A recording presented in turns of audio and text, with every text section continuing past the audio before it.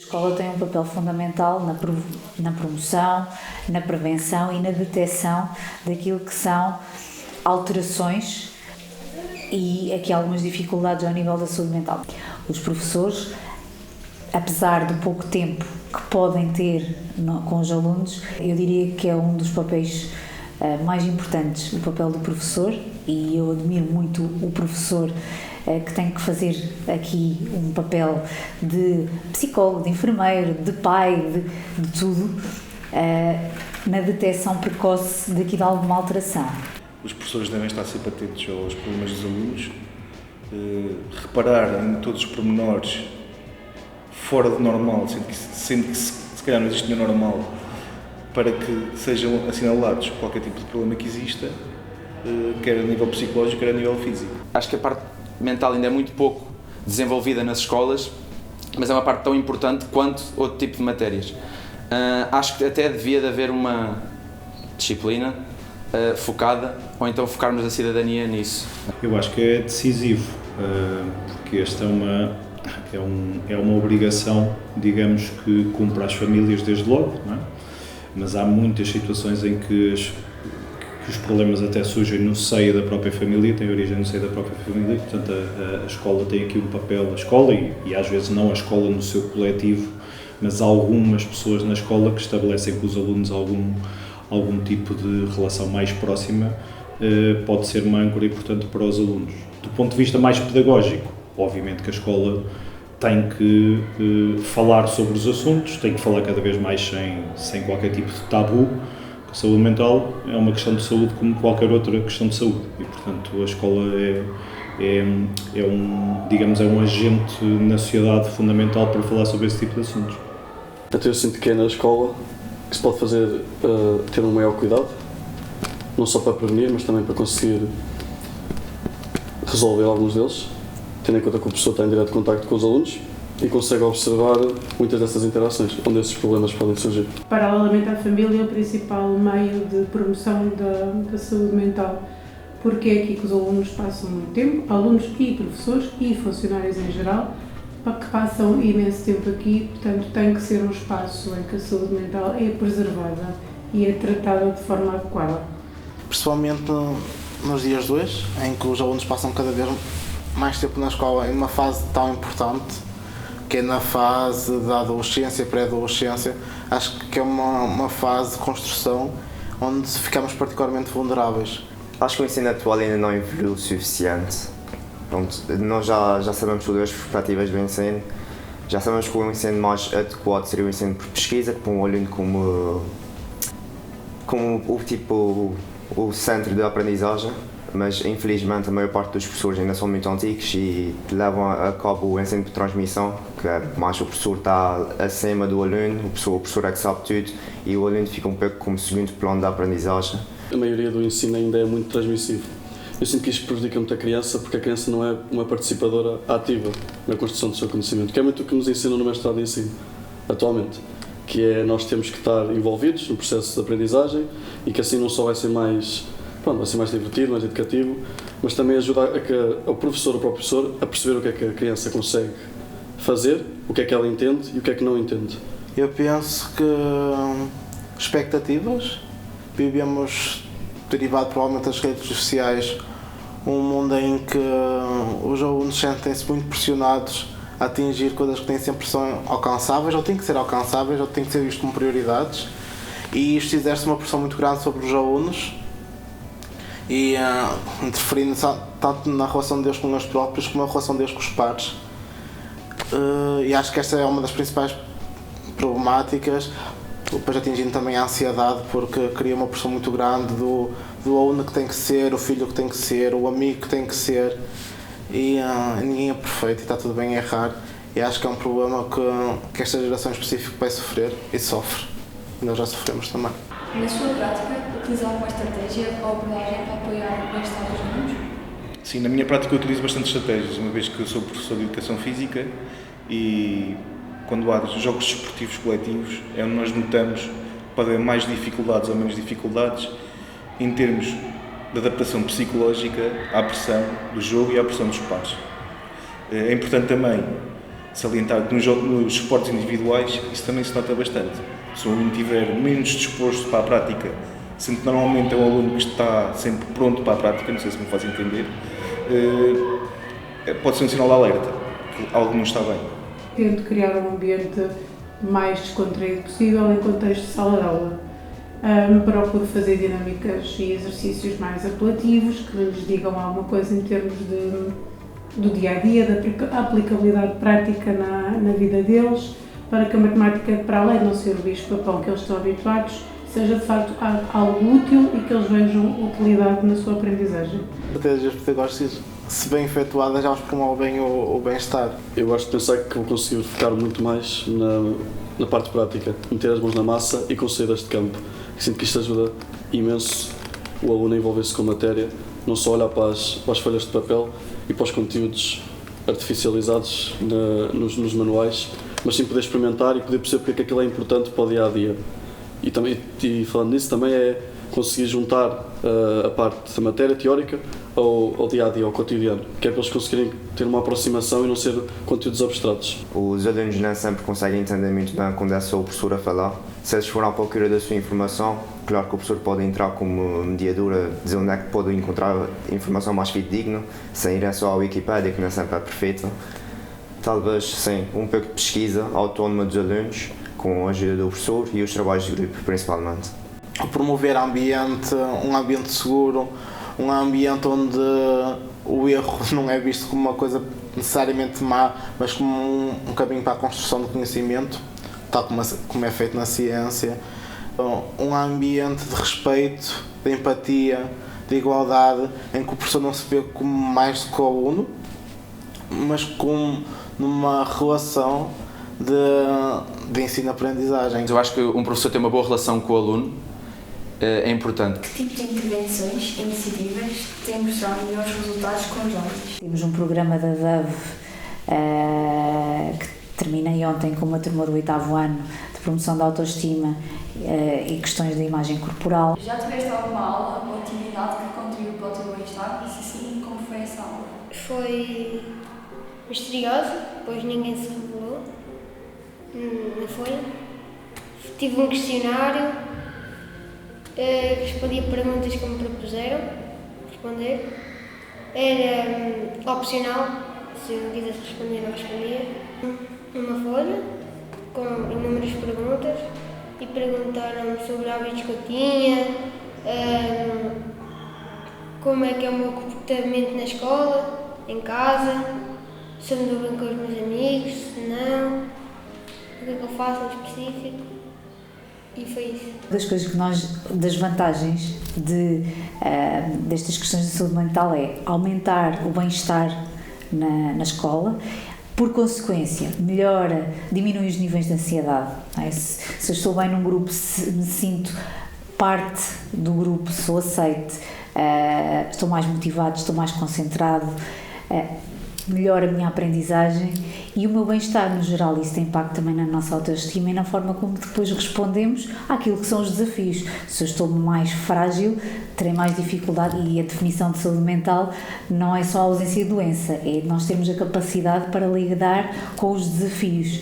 E, portanto, se nós tivermos este grupo de pertença nas relações, tudo o resto fica melhor a nossa saúde mental. Usarmos sempre incentivos positivos, de lhes darmos feedback positivo perante uma resposta, de quando eles erram não lhes cair em cima, não estudaste, não isto, devias saber esta resposta, é uma coisa básica. Portanto, evitar esse tipo de comentários, tentar sempre promover quando eles e aplaudir de alguma forma quando eles têm respostas adequadas, para que se sintam também eles próprios estimulados, a autoestima em cima, e dessa forma também é mais interessante para eles, como é óbvio, e mais propício para que do futuro se sintam bem naquelas aulas. Por exemplo, na participação oral, se nós sentimos que eles não estão bem naquele dia, se calhar era melhor não insistir, ou dar mais tempo, ou não pressionar, porque muitas vezes eles acabam por chorar porque não estão bem com outra coisa. Podemos, por exemplo, aligeirar aquele dia, não insistir tanto com eles, perguntar se precisam de sair um bocadinho. Os alunos, desde cedo, fazem um muito trabalho colaborativo, trabalhos de grupo e apresentações.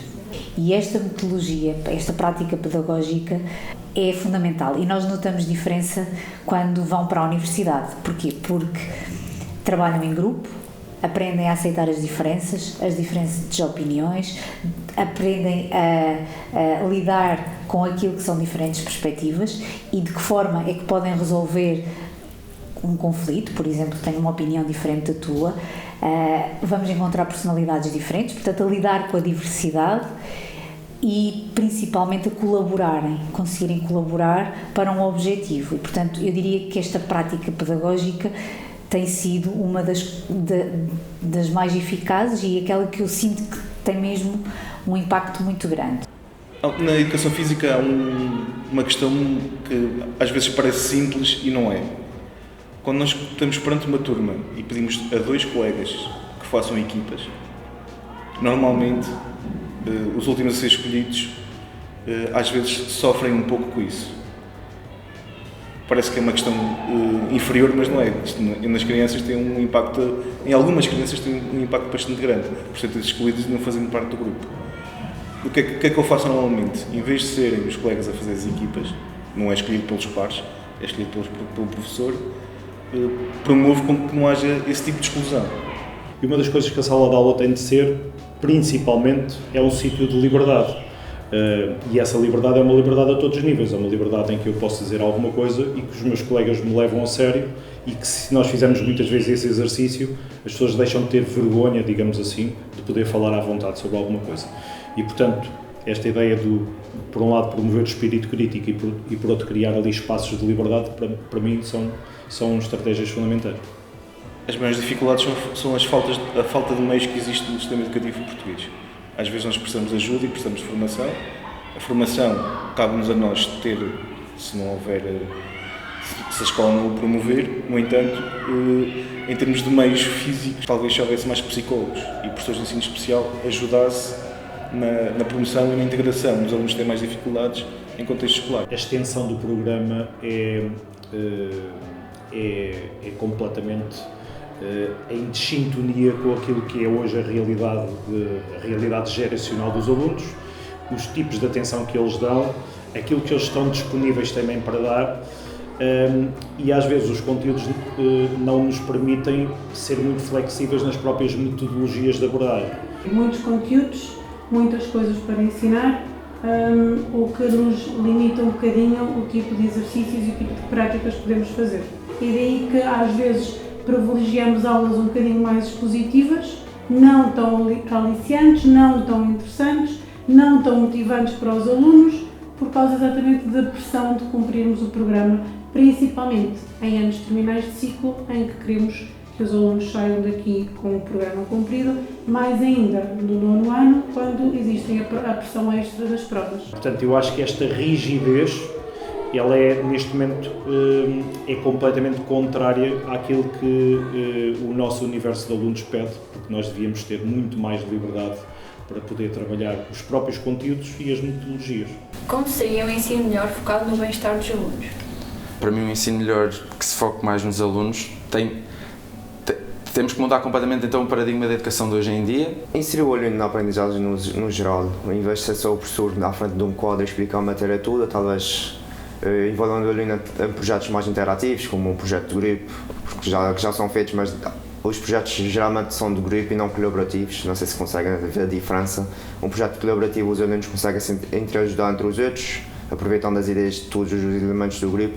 Um trabalho de grupo, geralmente, como costumam fazer, temos um trabalho para fazer, faz isso, eu faço isso, juntamos no final, a gente não acaba por interagir muito uns com os outros. Acho que a partilha entre eles é muito importante, também o professor também deve atuar como, sei lá, mediador, talvez ajudar um pouco os alunos nas dúvidas que eles tiverem. Acredito que modelos de escola, como estão a surgir mais no norte da Europa, onde se foca mais em aulas exteriores, em competências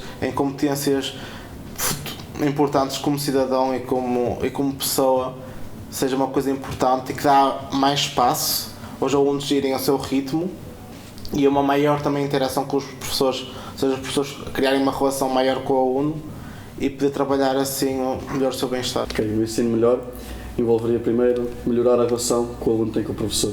Uma relação mais próxima, uma relação de cumplicidade, de amizade, em que o aluno consegue ver no professor alguém de confiança, por exemplo, para conseguir contar os seus problemas. Isso falamos muito por acaso, que é o à vontade que os alunos têm a demonstrar que não sabem. Muitas vezes o professor pergunta alguma coisa e nós temos medo de responder, temos medo de dizer que não sabemos. Mas se vis alguém no professor que seja um amigo, não tens vergonha de admitir os erros ao amigo. Eu sinto que isso ajuda bastante no processo de aprendizagem e também no bem-estar, porque gera-se um clima na sala de aula em que não há espaço para errar, há mais espaço para aprender e também há espaço depois para envolver os problemas sociais ou problemas pessoais dos alunos, que sim, também vão sempre ser transportados um bocado para a sala de aula e podem ou não afetar no ensino. Uma escola ideal para mim tem que estar muito ligado à natureza. Sinto que tem que ter espaços de recreio verdes, com espaço para os alunos poderem fazer várias atividades. Depois, a nível de sala de aula, tem que se mudar um bocado a configuração, que agora já anda a mudar, honestamente. A configuração das salas de aula não ser, por exemplo, em modo anfiteatro ou em modo o professor está no fundo da sala, numa secretária mais elevada, a olhar de cima para os alunos e os alunos estão em baixo. Tem que ser uma sala mais orgânica, que permita o trabalho colaborativo, o trabalho em grupo, o poderem organizar atividades que não sejam meramente do conteúdo transmissível. Com muita importância a questão da alteração do espaço físico, a questão da ligação com a natureza, da utilização de outro tipo de recursos, não é? E nós hoje estamos perante um desafio grande relativamente à questão da inteligência artificial e, portanto, é muito importante conseguirmos encontrar aqui mecanismos de equilíbrio. Imagina uma escola que respeite a diversidade. Nós pedimos aos alunos, entre eles, quando vamos a uma turma, que respeitem e aceitem as diferenças, mas depois nós, enquanto escola, queremos que eles sejam todos iguais, que aprendam todos da mesma maneira, que tenham todos bons resultados, que façam os trabalhos dentro daqueles parâmetros. Portanto, é quase enviar uma mensagem contraditória.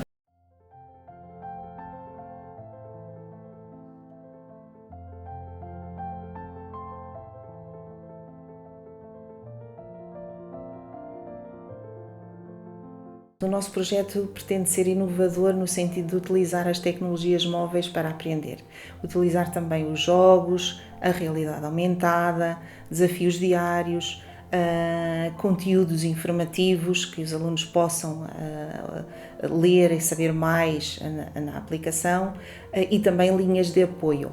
Portanto, vai ser uma aprendizagem completamente diferente da transmissão de conhecimentos. Os alunos vão ter uma aprendizagem mais ativa, participativa e esperamos também mais motivadora para que o empenho seja máximo. O maior impacto é o desenvolvimento de competências pessoais e sociais a nível da saúde. Pretende-se que os alunos fiquem a conhecer melhor e que estejam motivados para aprender e alterar as suas práticas e os seus hábitos de saúde. Nós vamos ter desafios diários, vamos ter conteúdos e se os alunos estiverem motivados para fazer estas práticas diárias, estamos convencidos de que vai ter um impacto positivo na saúde dos alunos. Os constrangimentos que poderão acontecer estão relacionados com a participação dos pais em casa, dos alunos, enfim, de todas as entidades que estejam relacionadas, que se relacionem com o projeto e que estejam articuladas connosco, para que essa articulação se dê de forma a levarmos a bom porto o nosso projeto. Nós estamos hoje numa escola mais ou menos igual àquela que existia há 100 anos. E não é possível achar que a sociedade é igual hoje àquela que era há 100 anos. Não é de todo possível. Os professores são diferentes, o meio é diferente, os inputs são diferentes e os alunos são diferentes.